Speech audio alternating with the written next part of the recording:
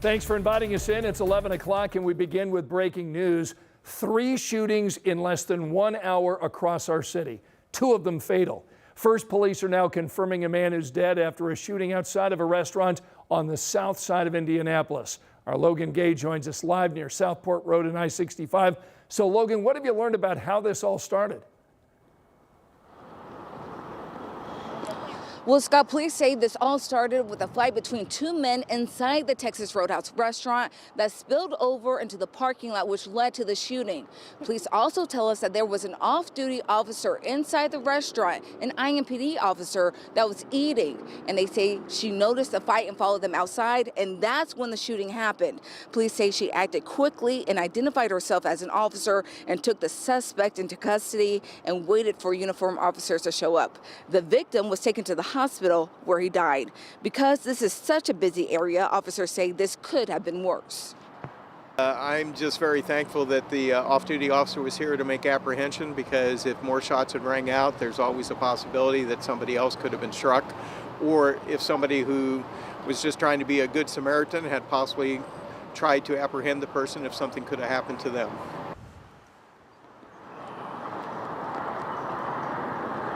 Police don't believe there was any danger to the public, and right now they're working on learning more about the suspect and the victim and their relationship. They do expect that this investigation will last for several hours, so if you don't have to be in the area, they ask that you avoid it. Scott?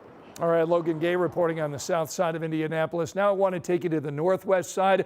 This is where police tell us a person died tonight after a shooting near 56th and Georgetown. Now this report came in around 9:45 tonight. When police got there, they found a person with a gunshot wound. And right now we're working to learn what led to that gunfire and if police have identified a possible suspect there. Now, a half hour earlier, police got called to the near east side of Indianapolis after shots were fired. Police are telling us that shooting took place on Brookside Parkway South Drive. That's an address that matches Brookside Park. Tonight, we're told the person who was shot was taken to a hospital in critical condition. So if you have any information about any of these 3 shootings, please call IMPD or Crime Stoppers. We've got that contact info on WTHR.com. Of course, we're going to be following these stories closely for you overnight. We'll have updates as we get them during this broadcast and, of course, on Sunrise starting tomorrow morning at 6 o'clock.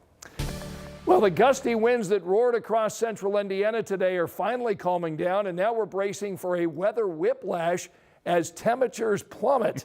Rob's in for Angela tonight, and boy, this taste of spring didn't really last very long, did it? No, those winds that were kicking up today, they've now shifted directions, so that means temperatures are dropping. We've already seen them drop. We've already dropped as many as 15 degrees from where we were earlier in the day. 49 is now our current temperature. We expect those temperatures to keep dropping. We may lose another 20 degrees off of where we are currently. I know that's math for you, but take a look. Temperatures into the 40s to the north, 50s, almost 60 to the south. The winds will continue. By the way, we made it up to 64 today.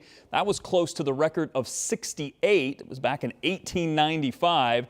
We are certainly seeing the temperatures drop now. Winds are still breezy and will likely stay breezy through tomorrow, but the temperatures expected to drop into the upper 20s for tonight. That's how we will start your Saturday, and we won't warm up very much. We're going to stay in the 30s during the afternoon. I'll be back with a look at wind chills because it'll be a blustery day tomorrow, and a look at when we see the temperatures return to the 50s. Every day it's so hard, but to have such a large community to support me has kept me here. It is every parent's worst nightmare. An everyday drive to visit with family, but a heartbreaking end.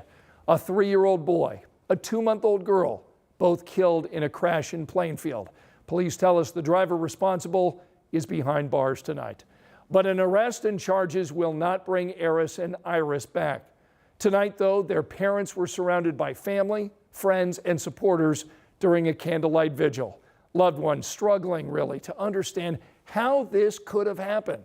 2 lives cut so short. The day of that crash, their dad was driving the kids to their grandparents' house after Iris's 2-month checkup. That's when police say they were hit by a stolen car that was involved in a brief chase with an Avon police officer. All of this unfolding in just the blink of an eye. The car instantly caught fire. Not everyone has the kind of family that I do where you can fill up any room, but I'm just so thankful that everyone that doesn't even know me is able to come out and say, hey, that's someone that works around me, that drives the same roads as me, and I care about them. It just shows that there's people in the world who care. The organizer of tonight's vigil told us he didn't even know the family, but he's a father and wanted to show his support for them. Right now, the 25-year-old driver of that stolen vehicle, Sidoni Pettis, is in the Hendricks County Jail facing multiple charges, including resisting law enforcement and causing death when operating a motor vehicle. Tonight, 19 new IMPD officers are ready to patrol the streets of our city after graduating from the police academy. But these recruits don't even put a dent in that police department's staffing shortage. I wanted to add just a little bit of peace, if I can, to the world and help people on their worst day and show up and be there for them. These new police officers just finished 28 weeks of classroom work, and now they'll start field training, getting a hands-on learning experience alongside fellow officers. Currently, there are 1,400 officers employed by IMPD, but that's about 300 officers down from what's budgeted by our city. We're just treading water right at this point. That's why we're going to continue to recruit. We're going to continue to show why Indianapolis is the best train. It's a great city. Why wouldn't you want to live here? We just signed a substantial labor agreement that I think compensates our officers appropriately for working in this city under the conditions that we ask them to work in. Right now, the starting salary for an IMPD officer is $72,000 a year. We reached out to Indy FOP tonight about this officer shortage. President Rick Snyder told us the department must recruit officers from other agencies to increase its ranks. Tonight at 11, we've just confirmed a former Avon chiropractor accused of sexual battery has now reached a plea deal in this case. Right now, we're working to learn the details of Rock Bird's agreement with prosecutors. But here's what we can tell you on this Friday night. Bird is set to be sentenced in April. He was first charged with rape in September of 2023 when a woman said he touched her inappropriately during an appointment at Cornerstone Chiropractic. Several other patients eventually came forward with their own allegations. He denied them at the time. Now, we've reached out to the prosecutor tonight and Bird's attorney, and when we hear back, we'll pass along their responses. Here's a look at the other stories making headlines right now. Tonight, the man police say had the drugs that led to a 3-year-old boy's overdose death is tonight facing criminal charges. Asher Robinson died in January after investigators say he drank a cup of methadone left out on a dresser. Tonight, 69-year-old James Roberson is charged with neglect of a dependent leading to death. U.S. Marshals arrested Roberson this week. Investigators tell us he admitted to taking fentanyl the night Asher was at his home. Tonight, a Purdue student is accused of assaulting a woman near campus, and we just got the court documents in this case.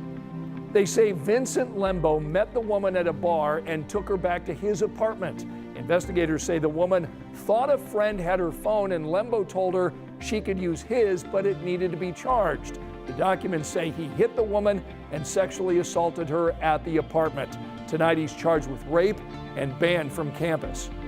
Lembo is set to go on trial in July.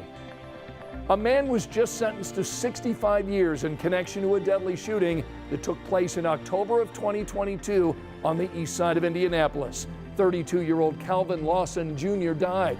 Milton Porter was found guilty of murder during a trial last December. According to prosecutors, Porter showed up at Lawson's apartment to fight and shot Lawson when he stepped outside. We've got a warning tonight for drivers. Next week, lane closures start on a busy stretch of road here in downtown Indy. This is all part of a project near IU Health's new hospital project. So starting Monday, the southbound lanes of Capitol between 14th and 16th will close. The full closure is expected to last through March 12th.